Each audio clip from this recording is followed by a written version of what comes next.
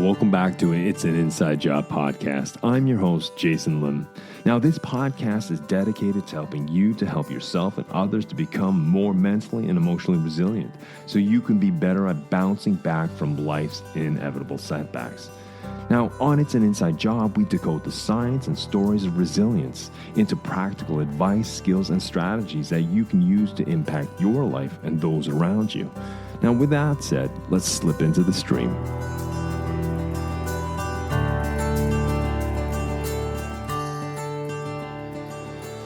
Well, welcome back to the show. I'm your host, Jason Lim. Today, I have a special episode for you. Today, I'm sharing an interview I did with Victoria Reynoldson on her brilliant podcast, Cultural Communication Confidence. Now, in this conversation, we dive deep into resilience, self-leadership, and emotional intelligence. These are the three pillars that are essential for thriving both personally and professionally. I also want this episode to be a vehicle to introduce you all to Victoria's fantastic podcast. Now, it focuses on practical communication skills, communication strategies, and cultural intelligence. So if you're looking to boost your communication skills and to navigate the complexities that are the working environments, the international environments that some of us find ourselves in, well, then her podcast is a must listen. So, folks, I will leave all that contact information to her podcast in the show notes. But for now, let me introduce to you Victoria Reynoldson's fantastic interview skills and some insights from myself from that episode. So with that said, folks, let's slip into the stream into this week's episode. See you on the other side.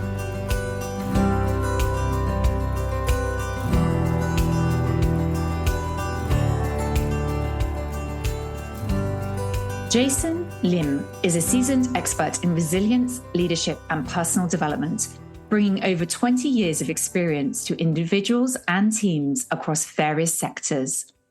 As the founder of Mind Talk, Jason develops and facilitates programs focused on brain-based leadership and resilient skills, helping people improve how they manage themselves and others in complex situations. Jason joined me from Norway to share his rich insights and wisdom on developing resilience in uncertain times, including the key elements of self-leadership, why we need to prioritize self-compassion, and how to keep calm and grounded in challenging conversations. I absolutely loved my discussion with Jason, and I think you will too. Enjoy this episode. This is Cultural Communication Confidence, the podcast for global professionals who want to speak up confidently and clearly, build trust and collaboration in global teams, and speak like a leader. I'm Victoria Reynoldson, and I'll be sharing with you practical communication skills and confidence strategies, plus cultural intelligence insights. Let's expand your confidence and visibility, increase your impact and influence so you can step up on your global career journey. Hello, everybody, and a very warm welcome to Cultural Communication Confidence with me, Victoria Reynoldson. And I'm really excited to have another guest on the show today. We have Jason Lim with us, joining us all the way from Norway. Hello, Jason, how are you? Hi, Victoria. Everything is well on my end. We have a glorious blue sky here and it's warm, so I can't complain, considering the fluctuation that Norway's weather can be. That sounds amazing. And I'm sitting in very grey UK London today, and it was pouring with rain yesterday. So I'm feeling quite jealous of you right now. But I am super excited to have you on the show because we met a couple of months ago. I think we connected via LinkedIn. And I was really intrigued by some of the topics you were talking about on your podcast show. And I was really keen to get you on the show here today to talk about some of your areas around leadership and resilience. But to start off with, I know that you talk about yourself as being a sparring partner, what you do. And I'm really curious by this description because it's something I've not heard before. So what do you mean by being a sparring partner, and what does that really entail? So I guess a sparring partner, a lot of people hire me I guess another term could be coach, but I think that's sort of a very watered down term and it can mean many different things. But a sparring partner for me was a little more it was a little more nuanced. And so what I do is I help a lot of people with self-leadership or managing themselves. Now, they may not be a leader per se, but maybe they need to lead themselves through a situation, through a circumstance. And so through being a sparring partner, what I am able to do is help people to articulate their thoughts and their emotions. Because thoughts and emotions can, if trapped in the head, they tend to be, they can morph and they can change. They can be very intangible and abstract. But once you're able to articulate your thoughts and emotions to someone else, me being a sparring partner in this case, what happens is it becomes concrete, it becomes tangible. And a lot of the times what I find is, although people are explaining their thoughts and emotions to me, a lot of the times it may be the first time they've heard their thoughts and emotions out loud. And from there, what happens is, people may not be able to control or influence a certain situation, right? And the brain can tend to focus on uncertainty and all the things they can't do. But what happens is when you're able to spar and kick around ideas with someone, what happens is that although you cannot change the situation, you can change your perception of the situation. So moving from uncertainty to certainty, where you feel a sense of agency and autonomy. And that's why I call it a sparring partner, because I don't do a lot of talking. I just do a lot of questioning and listening and getting them to sort of explore. But that in essence is why I call myself a sparring partner. And I love that idea of, you mentioned right at the beginning, the self-leadership. And obviously there's a lot of focus on leadership skills, about being able to, in people who are listening to the show who are wanting to develop their career. But what does self-leadership look like to you? I think self-leadership for me, at least, and again, this is my definition. There's broader definitions for it, but my personal definition is someone who's able to be self-aware of their thoughts and emotions. Because the way I look at it is that we move from sort of, if we can call it the human operating system, right? We move from head to heart to hand, mainly meaning we have thinking. And then thinking leads to emotions, and emotions can lead to what we do, how we behave, how we perceive the world. And I think self-leadership is about understanding the narrative that we assign to a situation. The brain is a storytelling machine. And what happens is most of the times we're not aware of the story we're assigning, or our brains are assigning to a situation or our place in a certain circumstance or event. Now, that's okay. For most of our lives are just sort of mundane, routine and such. But I think when it comes to stressful or duress, negative stress events, I think this is when self-leadership kicks in. Because I think self-awareness is the ability to step back from that, from head to heart to hand, and to actually see what is the narrative. And if someone is able to redefine, to restructure, reappraise, or reframe how they see the situation, well, that changes the emotion, which changes the doing or the behavior or the perception of the situation. So for me, self-leadership is about trying to be present with the narrative, with the meaning I am ascribing to something. And that reframe must be quite challenging at times. So is that sort of part of your role, to help them reframe what's going on, or just helping them to see different perspectives of that narrative, of that story maybe that they're telling themselves? Yeah, definitely. So, a story could be just 2 or 3 sentences on repeat, or maybe a question we're asking ourselves. Depending, the brain is an evaluating machine. It's constantly asking itself questions. And I could ask you a rhetorical question right now, and you couldn't prevent your brain from not answering it, right? And so by asking good questions, well-engineered questions that help people to explore the depth of their thinking, because we tend to use language, and language reflects how we feel, how we think. But when you explore and ask someone to articulate the depth of what they mean, and I usually ask people to operationally define. So, for example, something very basic and mundane. I see this as a challenge. Okay, how do you operationally define a challenge? And then all of a sudden we get into the nuts and bolts of what they're doing. And a lot of the times they may not have explored themselves. is what I find, my background's in clinical psychology and the cognitive sciences. So I apply a lot of those skills to my sort of being a sparring partner per se. So I was educated and trained to ask particular types of questions that triggered different parts of the brain and such to explore. And I think by people looking into that, I think that empowers them in a sense.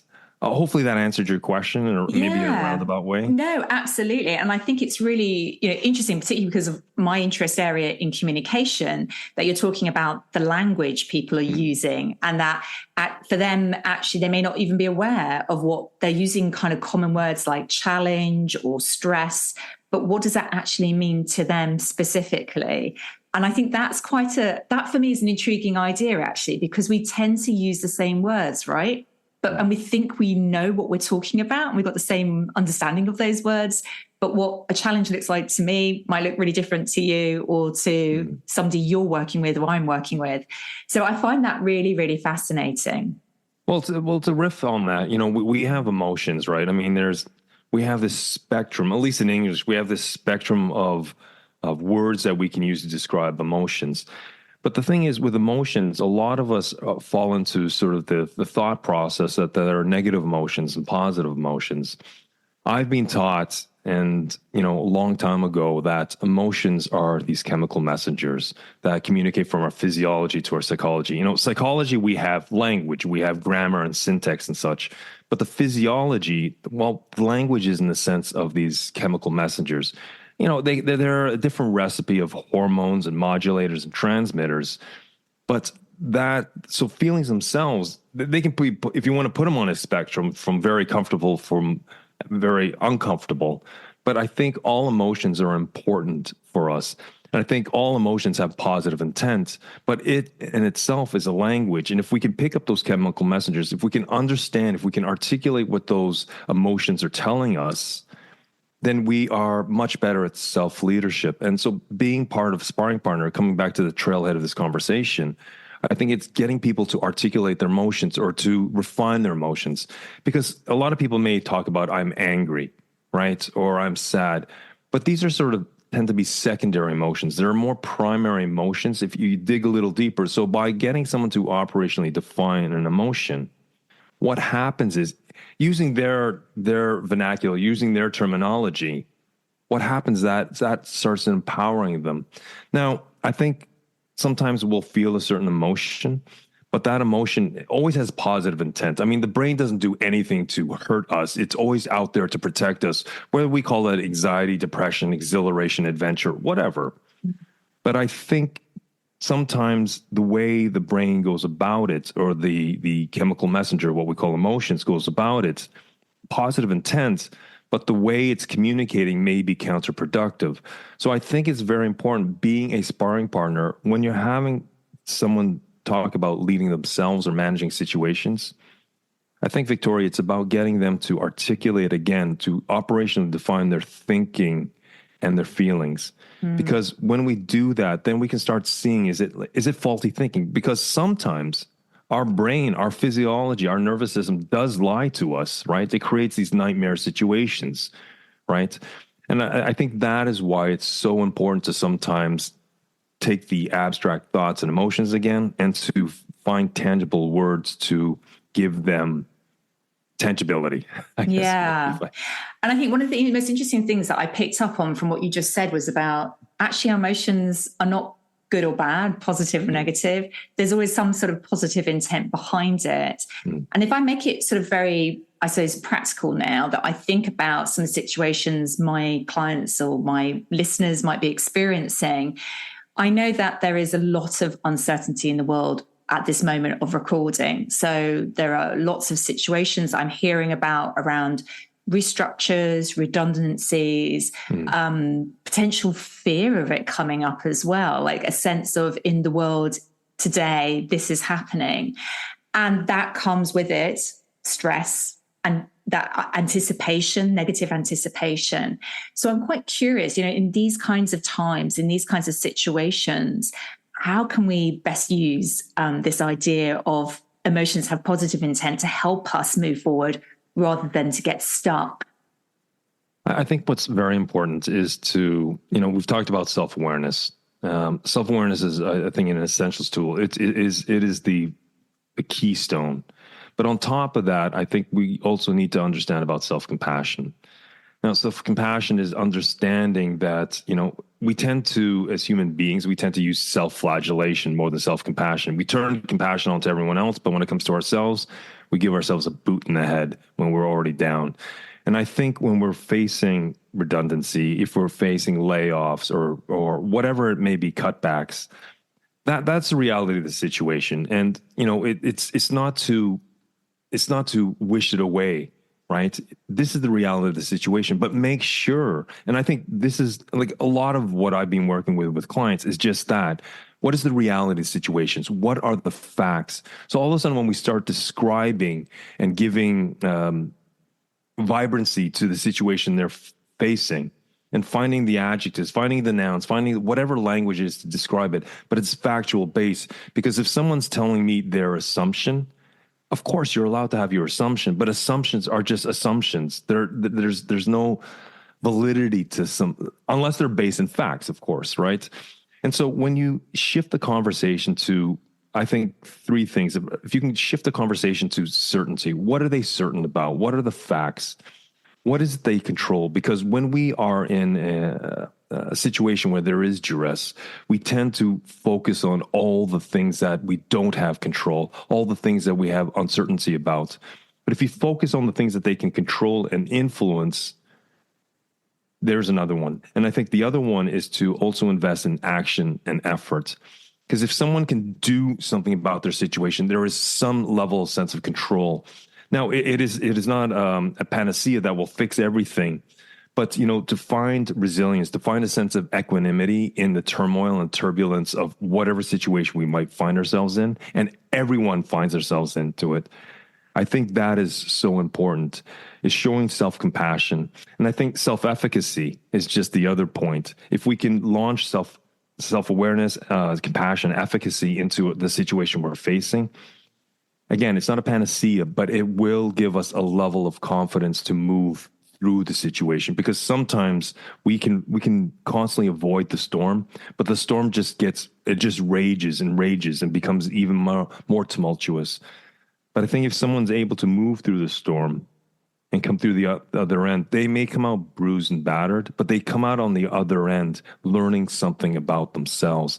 And I'm not saying it's always going to be an easy walk. That is brilliant. Gosh, there's so much in there I want to ask you about. Yeah, please. And I think the first bit I want to ask about is the self-compassion bit, because look, I know this is the tough bit, right?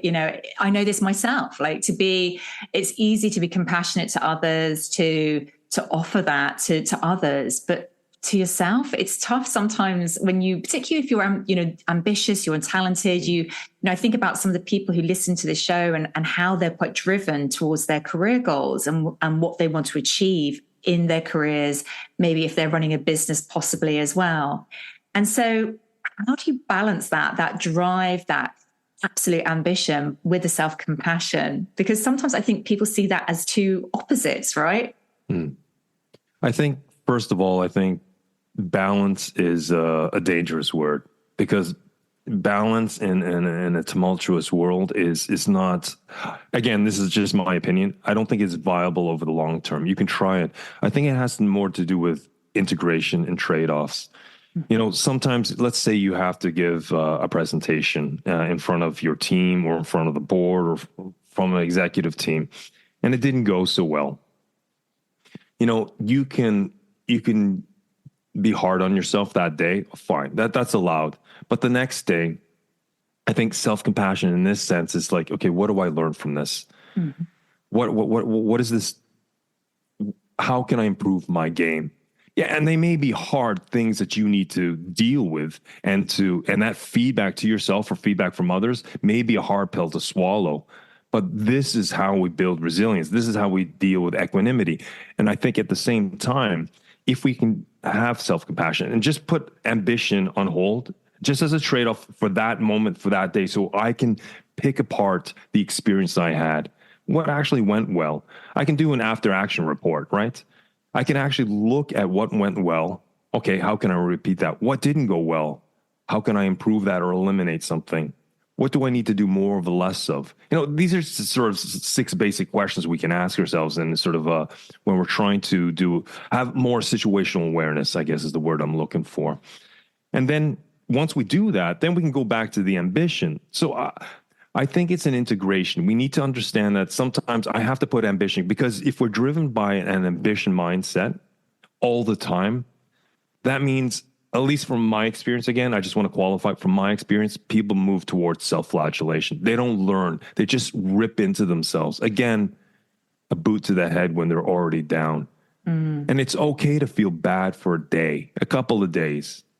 But if you want to build a more resilient mindset, if you want to be better at leading yourself, then I think it's putting on the brakes on the ambition just for, 24 hours, and figure out the DNA of that situation. What went well and what didn't go well, and, really take it apart. And yeah, as I said, it may be a hard lesson. And sometimes as a sparring partner, back to the original question, being a sparring partner, I kind of call myself sort of the third road. I'm not a colleague. I'm not a friend. I'm not family. I'm a person where you have kind of a unique relationship with, where I will challenge you. I will always get your 6. I cover your back, support you. But I'm not going to paint a rosy picture. And I think that's where the self-compassion is, right? Because then I'll sometimes ask, do you think you're turning off the compassion right now to yourself? I think that's brilliant. And I think there's something I sometimes say to people as well, which is occasionally you need to slow down to speed up again. Like, you need to be able to take that pause to work out what's going on so you can kind of head off again. And I think what is really interesting around this is that you talk, the self-awareness piece is important. And you gave that great example of, let's say, a really important customer presentation or internal presentation to the board or to the senior leadership team, and it didn't go well. Interestingly, I noticed that people are often not self-compassionate in that moment and struggle sometimes even get that awareness to work out, what did I do well and what didn't I do well? It's almost quite hard to see it when you've been doing it. And in fact, sometimes it requires an external person, a colleague, somebody who was in the room, somebody like you or me, to give them that actual real picture of what's happening. I think for me, it's particularly true with communication. What I notice is people find it hard to get the sort of like true picture of what's going on, and they hear themselves in their heads in quite a different way from how others are hearing them. Does that make sense? It makes complete sense. But I think when you're getting feedback, it's not just feedback from anyone. I think it has to be someone you truly trust and respect, because there are nefarious people out there who will act in passive aggressive ways to undermine you, to gaslight you, what have you. But I think what's very important is to get that feedback, because sometimes you don't have the capacity. I think we can have blinders on when it comes to ourselves. And I think that's why it's very important to sometimes have a sparring partner, a coach, a trusted and respected colleague to act as a mirror, right? To bounce ideas off of. So I can completely concur with what you're saying. And you also mentioned earlier on about equanimity. And I would just love for you to just define that a bit more, perhaps talk a bit more about what that means and looks like, and what you think is important about it for you.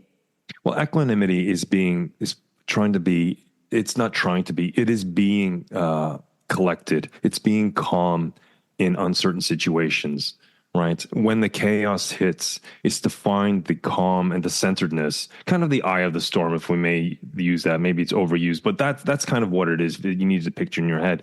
But equanimity is not something that we're born with per se. I think equanimity is something that we have to hone, that we have to sharpen, that we have to learn over time. And that's why I think having a learning mindset, having self-compassion allows us to learn. Because we can be in very tough situations. It may be professional, it may be health, it may be financial, whatever. And there it is. Life has thrown this at you. It's not like the gods have lined up the planets to strike you, right? To just pick you out amongst 8 billion of us. No, life happens and chaos sometimes reigns. The question is, equanimity is moving into that. Not that you have to like it or look forward to it. No, you could wish it away all you want, but you still find the mindset to move through it, to get the bad news, to move through the hard conversation, the tough times. But it's finding to be calm and collected so you can reflectively act on things, and it's not all reflexive and just reacting to situations, because I think that is what many of us do. And myself, I mean, I talk about this every day, and I sometimes find myself in a reactive mindset. But I think what we want to do, equanimity, is the ability to learn from ourselves through self-awareness and self-compassion and applying self-efficacy to move towards being able to reflect in the chaos. In a very simplistic term, of course, is very nuanced. Yeah. And I'm really curious because for me, I know this is a challenge for me. I know this morning I really struggled with my son to maintain my equanimity. We had an argument about something. And it happens. And that's obviously a family situation, but it happens at work. You know, people I know I talk to, I work with, they struggle with not reacting to situations, particularly with the speed of work, the speed of meetings that are going on. So what are sort of practical tips? Like, how can we on a daily basis maintain some elements of equanimity, understanding that that's not a state that we can be in perhaps permanently? No, there's no way. I mean, so one thing is if you catch yourself blowing up on someone or having some sort of, let's say, not the most professional reaction to a situation, well, then that's when you need to move to learning mode afterwards and kind of take, like when you're more calm and collected, right? I'm not talking maybe right afterwards, but it is to reflect and to take note and to look at yourself and think, okay, how could I have better done this? Because experience, I think, is the best teacher. There is no better teacher than experience. But if we don't take time to reflect and to understand our situational awareness or how we reacted to something, then we can never learn. We're constantly in a state of flux. I think this is very important. I think also, if you have the luxury of knowing you're going into a difficult conversation or a challenging situation, then the question is, maybe it's to, you know, I talk about writing a lot, or people call it journaling. I call it expressive writing or expressive journaling, whatever you want to call it.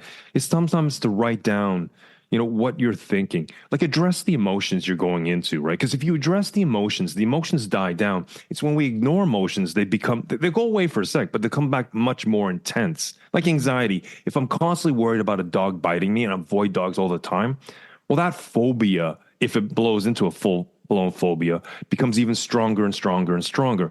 And we create these irrational fears, these mindsets that hold us back. So I think, back to your question, if we have the luxury knowing that we're going into a difficult situation, well, maybe take a moment and write down, what are the thoughts going through your head? Negative, positive, neutral, what have you. See them, give them life on a piece of paper or on your screen. If it's an emotion, ask yourself, what's the emotion I'm feeling?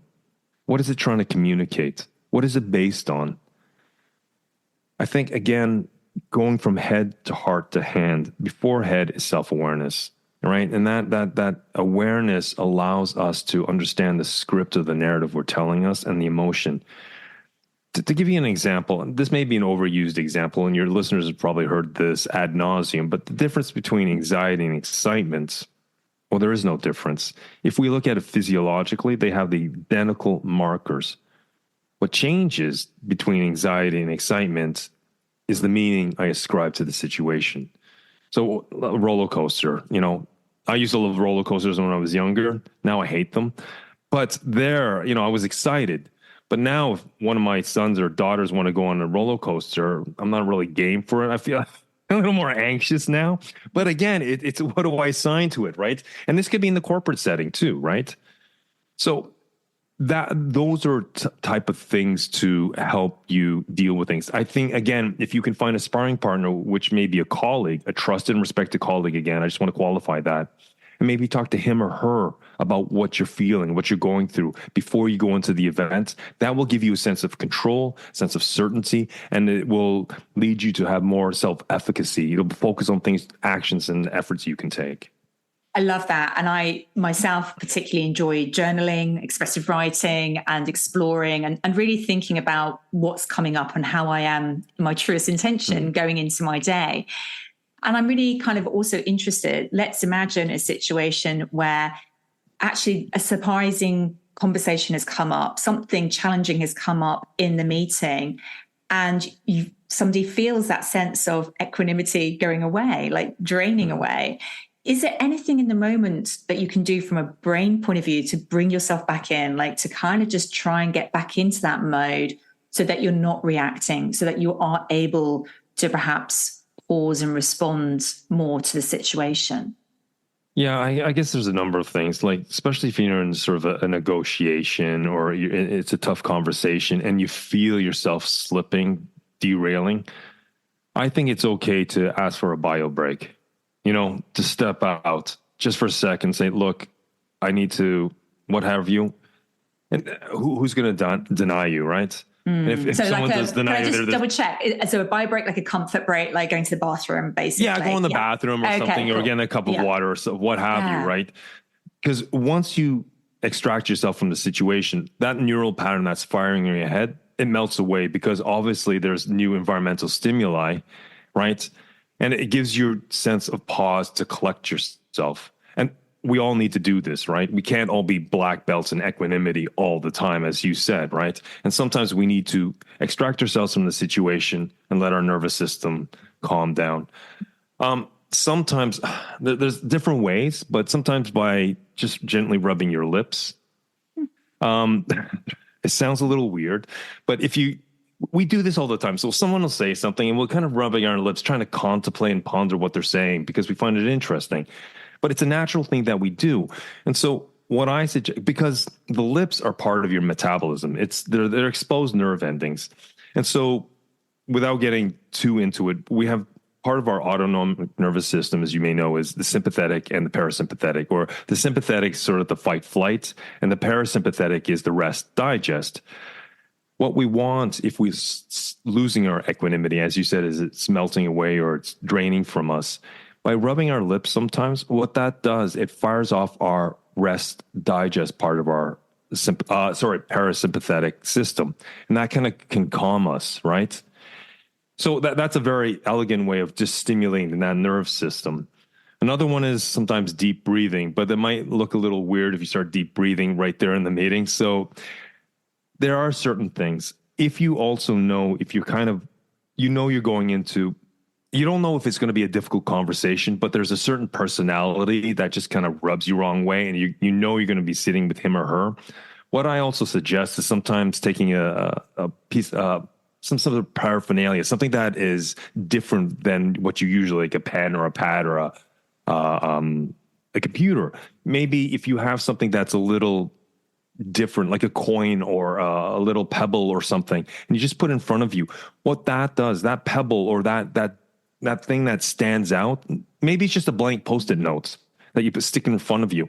But what that becomes, Victoria, becomes an anchor saying, okay, you're starting to derail. What does that Post-it note mean? What does that little pebble mean? It means to keep level, get back on the rails, take a time.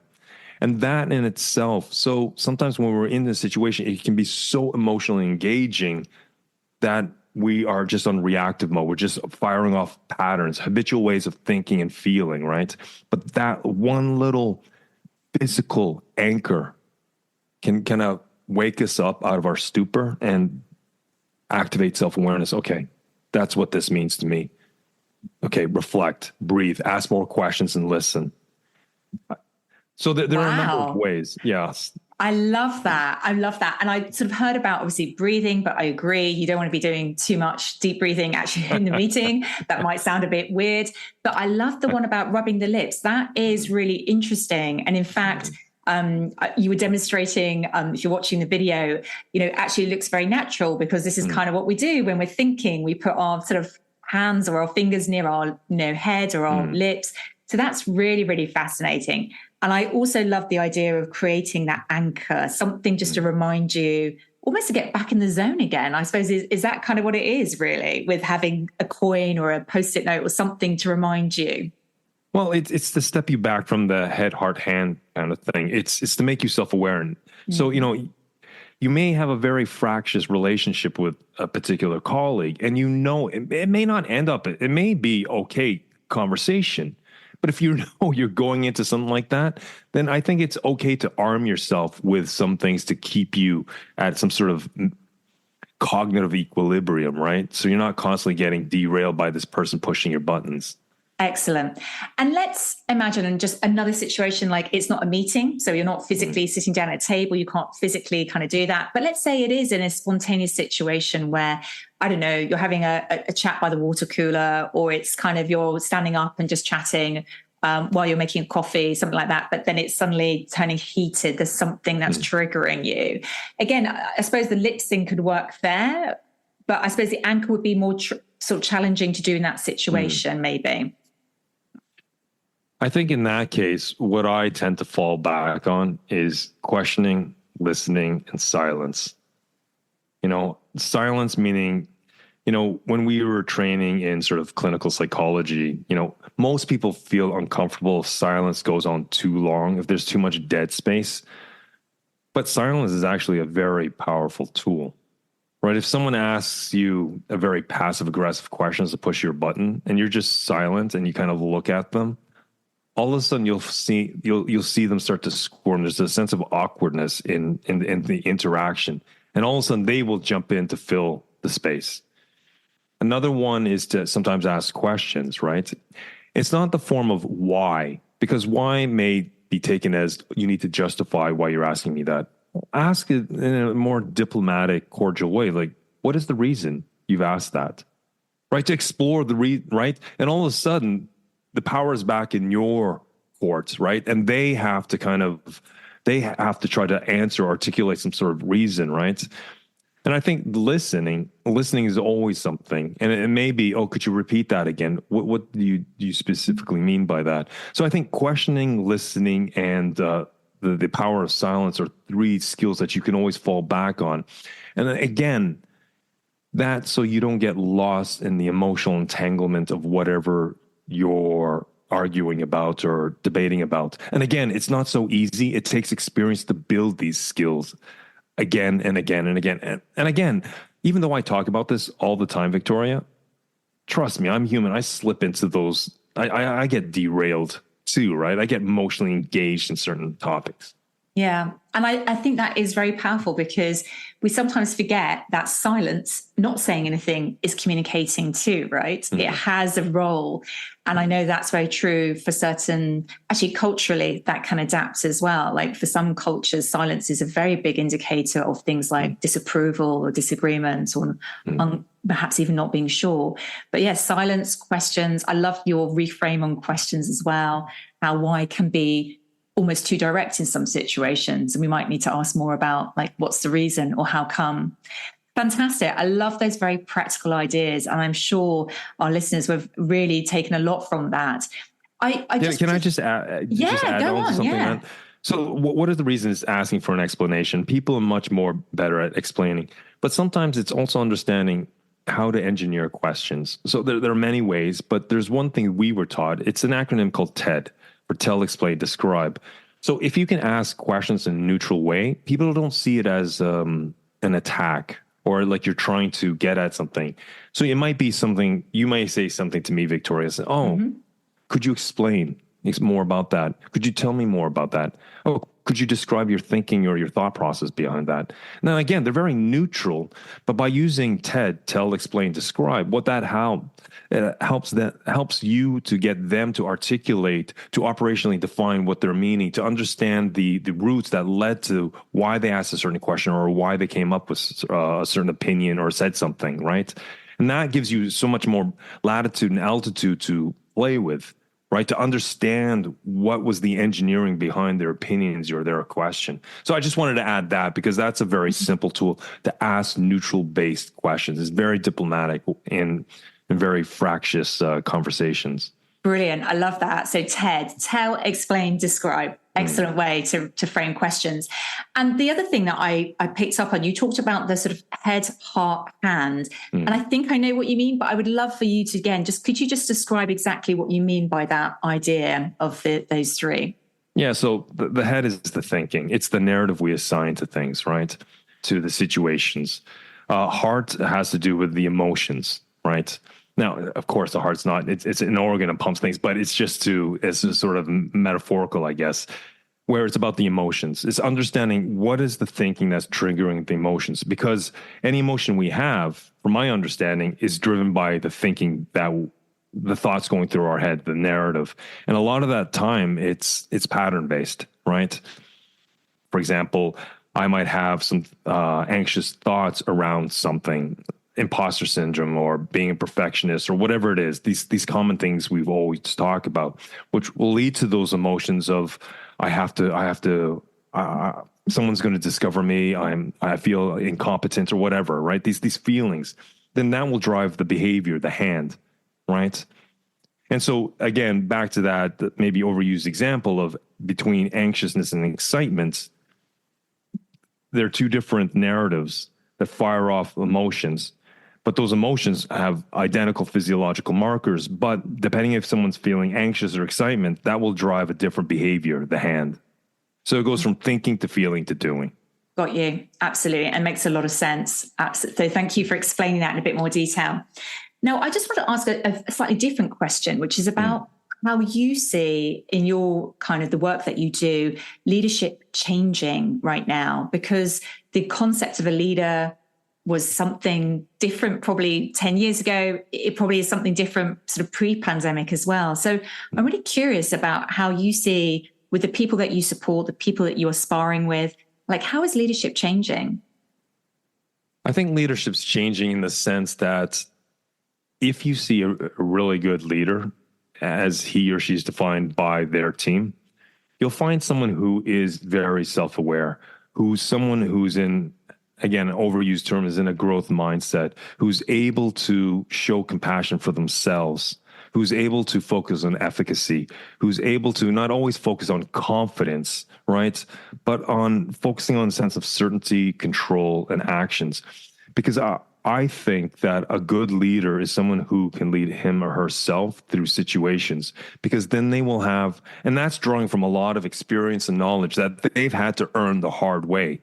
Right? They've been, and it's not a university degree per se or a college degree. No, it's going through life's hard knocks, right? Through the gauntlet. And if someone is much better able at leading themselves, then they will show much more awareness and compassion and efficacy to those that they are leading. And they spend time to do that. But I think also at the same time, I think because of the sense of wokeness, if we can call it that, if we had to put a word on it, I think everybody is so worried about saying certain things that I'll be seen as a sexist or a chauvinist or an ist of some sort. And I think I see a lot of this, the fragility and the brittleness in teams and organizations, because we can't have hard conversations a lot of the times. I don't want to say anymore, but I see those teams, those leaders that are able to create a sense of diversity and inclusion and all these words that are very important, but at the same time, they're not constantly worried about every single opinion in the room or people getting overly sensitized, right? I mean, you're allowed to have your opinion, fine, but we don't have to agree with it. I mean, I can believe the earth is flat, which I don't, but I can believe the earth is flat, but I don't have to, all of you have to, to agree with me, to concur with me with this. So I think leadership is two things. I think it's being much more better able to lead ourselves through difficult situations and using compassion and awareness. But at the same time, I think it's a team that creates rules of engagement where we understand that we have team norms and that cultural norms, as important as they are, when we're in the professional corporate environment, we need to stick to the team norms. And we can agree on those things.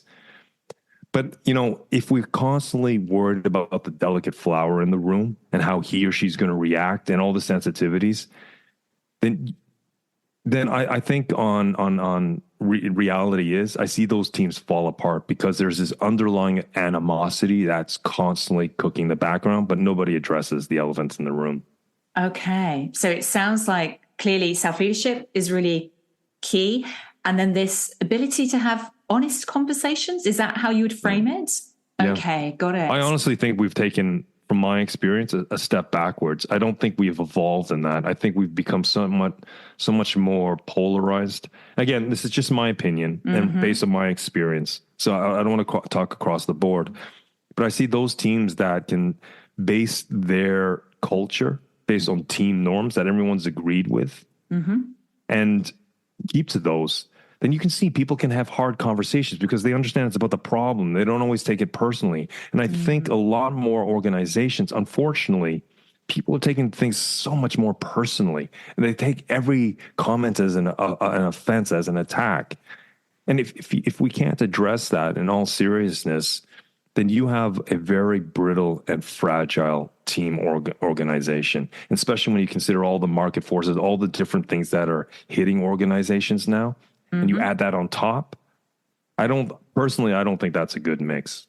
Okay. So the ability to have honest conversations, the ability to have open conversations. And it sounds like that's really about establishing a team way of engaging is what you're saying, understanding how people should be able to contribute and say what they think. Yeah. That's great. I don't think it's about being brutally honest. I think it's about being diplomatic and cordial, but at the same time being direct. Right? It's about being fair and firm. And so there has to be a balance. It's not about radical candor, just radically ripping into someone, right? Oh, I'm just being honest with you. No, that just undermines psychological safety in these type of terms that we've talked about. Yeah, for sure. Well, listen, I feel like we would need another podcast episode to go deep dive into there. But I'm very conscious of time today. And I would love at this point perhaps to wrap up because I feel like we've covered so many different topics here. And I feel very, very honored, Jason, that you've come on the podcast today and shared so much wealth of knowledge, insight, so much thought around leadership and how leaders can be successful today and future leaders can be successful. And I know our listeners have greatly benefited from this today. I'm really curious, if people want to find out more about what you're up to in the world, what you're doing, I can imagine the podcast that you do would be a really great place to start. But do you want to just share now some ways that people can find out more about who you are, what you do, and learn more from you? Yeah, they can always go to mindtalk.no. That's the website where I write articles on these different matters. But I guess the best place is the podcast. It's Inside Job. I release it every Monday, and I have people of your caliber on the show where we talk about different areas of resilience, equanimity, and well-being, and how that shows up. And there I have my voice. I'm on LinkedIn quite a bit. So that's the social media I tend to use more. Excellent. But I guess those would be the best places people can find me. Brilliant. Well, we'll make sure we put all the links in the show notes. Everybody can see where to go and kind of catch up with you, link with you, connect with you, and of course, listen to the podcast as well, which I highly, highly recommend. I've really enjoyed listening to the episodes. But Jason, thank you so much for coming on the show. It's been a real pleasure. And I know I've learned myself a lot here today as well. And it's just been such a brilliant conversation. So I very much appreciate your time and generosity with all the insights you shared here today. Yeah, back at you. It was very nice to be invited onto your show. And I hope your listeners learn a little from my ramblings. Absolutely. Brilliant. Well, thank you so much and look forward to seeing you next time on the show.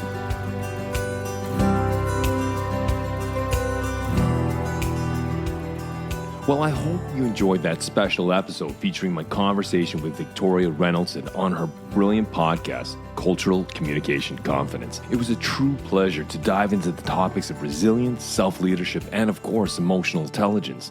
And I hope you found the insights we shared valuable for your own leadership, for your own self-leadership. Now, if you're interested in learning more about how to strengthen your communication skills, build confidence, and develop cultural intelligence for working in global teams, well, I highly, highly recommend checking out Victoria's podcast. Now, it's packed with practical tips and strategies that can make a real difference in how you conduct and how you lead and how you motivate and engage on many different levels, both professionally and in your personal life. And a personal thank you to you, Victoria, for allowing me to take that episode and to put it into my podcast feed. I really appreciate it. Well, folks, thanks for tuning in for another episode of It's an Inside Job. I want you to feel free to reach out with any thoughts or questions, and I look forward to sharing more conversations on resilience, well-being, and leadership.